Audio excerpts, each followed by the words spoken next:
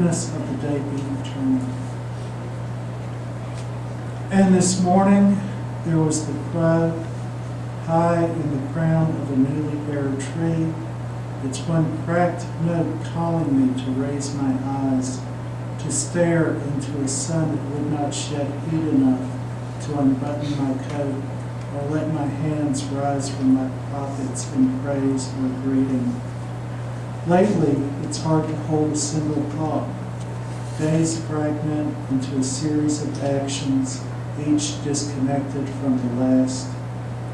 This morning, I sat in the basement of a church to hear my daughter sing Christmas songs with her classmates. She hit every note on cue. If I wince over the steeple her hands make when she sings "Thank You, Jesus" before dinner, I was the one who chose a preschool run by a church. And what harm can come from any prayer uttered from a heart free of God? She has a lifetime to memorize the wrongs committed in the name of faith and love.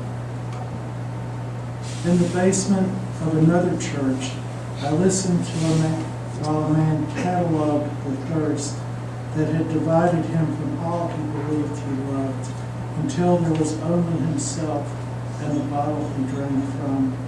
Then he could not hold even the bottle. At the end of his story, his voice was ragged, raw as a crow song. Maybe it was some avian prayer, a solo cry of faith from the crowd, a prayer that meant what all prayers mean since the first forgotten words of the prophets, "Let the goodness of the day be eternal."